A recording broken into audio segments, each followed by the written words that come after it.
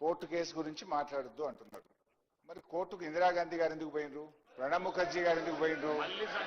So ఎవరైనా తన సహజ న్యాయాన్ని పాటించినప్పుడు, తన హక్కులకు భంగం వాటిల్లినప్పుడు వెళ్ళేటువంటి అవకాశం ఎవరికైనా ఉంటుంది అధ్యక్ష.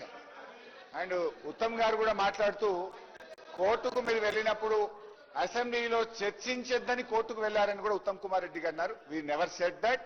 మేము ఈ కేసును ఈ రిపోర్ట్ ను క్వాష్ చేయమని వెళ్ళాం తప్ప అసెంబ్లీలో చర్చిద్దామనేటువంటి విషయాన్ని మాట్లాడండి. ఇరిగేషన్ మినిస్టర్ గారు.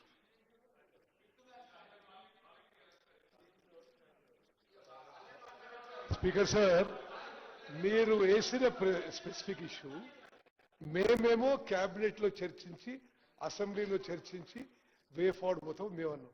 మీరేమన్నారు? అసలు ఇంటరిమ్ స్టే అడిగినరు. శాసనసభలో చర్చ ఉండకూడదు, శాసనసభలో చర్చ ఉండకూడదు అని మీరు ఆ కోర్టులో ప్లే చేసుకున్నారు. ఉత్తమ్ గారు పాపం సరిగా ప్రిపేర్ కానట్టున్నాడు. Let him check the report. మీ అడ్వకేట్ జనరల్ ఫోన్ చేసి తెప్పించుకోండి, నా పిటిషన్ తెప్పించుకొని చదువుకోండి. Come prepared. మీరు చెప్పినవన్నీ కూడా చాలా బద్దాలున్నాయి. I will come to you. So గౌరవనీయులు కోమటిరెడ్డి వెంకటరెడ్డి గారు పెద్దలు మాట్లాడుతూ, వెంకన్న మాట్లాడుతూ ఏమన్నాడంటే, హరీష్ రావు గారు మీరు సబ్జెక్ట్ మాట్లాడండి, మాట మార్చొద్దు అన్నారు. మాట మార్చుడు కోమటిరెడ్డి వెంకన్నకు అలవాటు ఉంటుంది తప్ప నాకు ఉండదు. విషయం చెప్పాలి. మీరు అనుమతిస్తే అధ్యక్ష, కోమటిరెడ్డి వెంకటరెడ్డి గారు కాళేశ్వరం ప్రాజెక్టు మీద మాట్లాడిన వీడియో తెచ్చాను. ఒక్క నిమిషం ఆ వీడియో చూపిస్తాను. అరే ఇదే వెంకటరెడ్డి గారు, ఈ చరిత్రలో కాళేశ్వరం లాంటి గొప్ప ప్రాజెక్టు లేనే లేదు అని వెంకటరెడ్డి గారు మాట్లాడారు.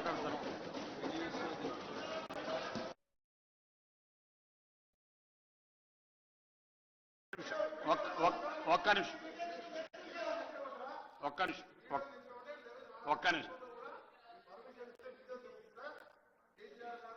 ఇస్తాను. ఒక్క నిమిషం. మీరు వీడియోలో ఇక్కడ ప్రదర్శన రూలింగ్ ఉందండి. మీరు మళ్ళా వీడియోలో ప్రదర్శిస్తే ఎట్లా?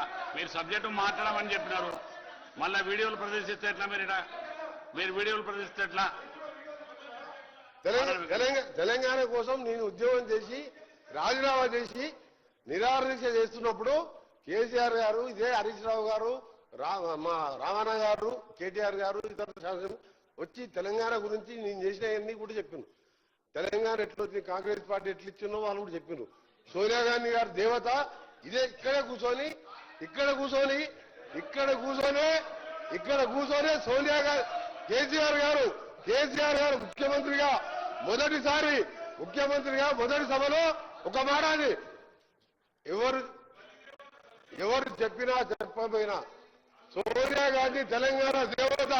సోనియా గాంధీ లేకుంటే తెలంగాణ ఎప్పటికీ వచ్చేది కాదని అంతకుముందు 14 మంది వీళ్ళ కుటుంబ సభ్యులు హరీష్ రావు గారిని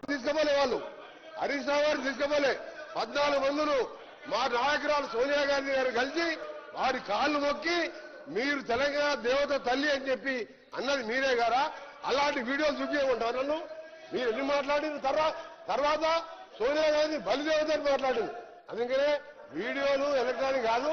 మీరు సమయం చేయకుండా ఇప్పటికే 1,00,000 కోట్ల రూపాయలు 6 లక్షల కోట్ల అప్పులు చేసి దాని వడ్డీలకే 6,000 కోట్లు కడుతూ ఈ రాష్ట్రాన్ని ఏ విధంగా ముందుకు తీసుకుపోవాలి, అప్పుడు మీ మొదలుపెట్టిన ప్రాజెక్టు ఎట్లా పూర్తి చేయాలి, అప్పులు ఎట్లా తీర్పాలి, రాష్ట్రాన్ని తెలంగాణ ఇచ్చిన పార్టీగా మీకంటే మాకు బాధ్యత ఎక్కువది.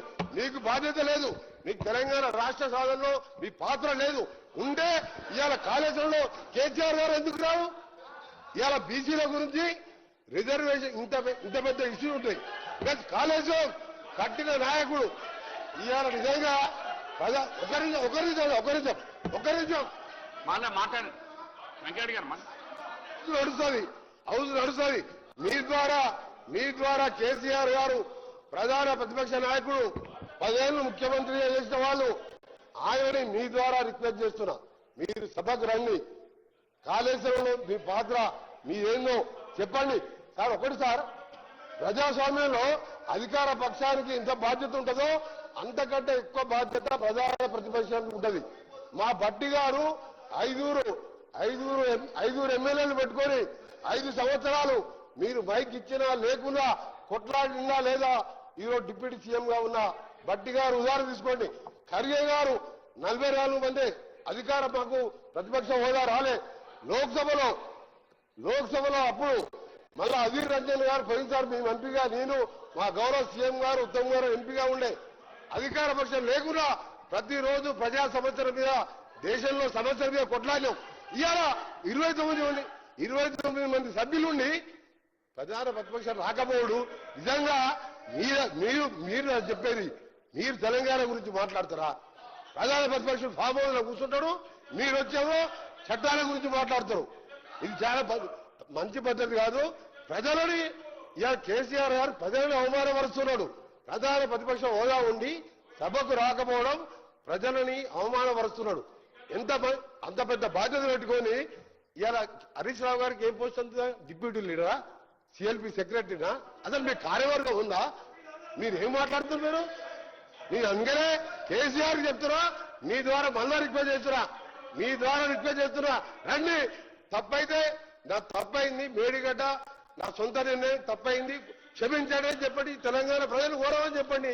అంతే తప్ప ఏది పడితే అది మాట్లాడి మీరు వీడియోలు ఉన్నాయంటే నా దగ్గర కూడా ఉన్నాయి. సోనియా గాంధీ మా దేవత, సోనియా గాంధీ పుణ్యాన్ని తెలంగాణ వచ్చింది, అందుకే నా కాలు మొక్కినాం. ఇలాంటి చాలా చూపిస్తాను నేను. హరీష్ రావు గారు, సార్ మీరు అన్నట్టు నేను వీడియో మీరు అనుమతిస్తే చూపిస్తా అన్న తప్ప నేను చూపించే ప్రయత్నం చేయలేదు. I seek your permission. సరే అధ్యక్ష, ఇదే కోమటిరెడ్డి వెంకటరెడ్డి గారు ఆనాడు కేసీఆర్ గారు అసెంబ్లీలో కాళేశ్వరం ప్రాజెక్టు మీద ప్రజెంటేషన్ ఇస్తే మా ఉత్తమ్ కుమార్ రెడ్డి గారు.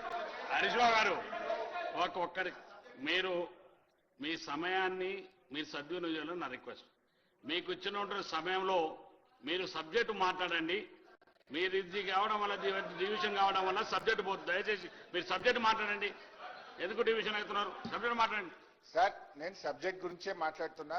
ఇప్పుడు మంత్రి గారు లేచి నా మీద 20 నిమిషాలు మాట్లాడితే నేను 2 నిమిషాలనే చెప్పుకోవాలి కదా సార్. మీరే అనవసరంగా ఇప్పటికీ 5 సార్లు డిస్టర్బెన్స్ అయింది నాకు.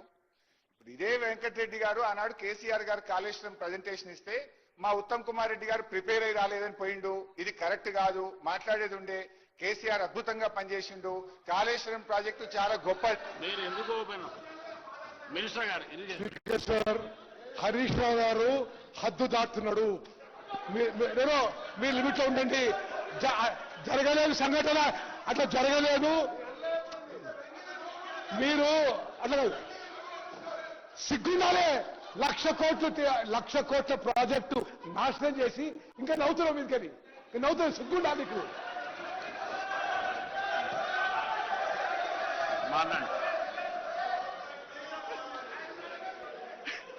ఎనీవే సార్, పాపం దొరికిపోయిండ్రు.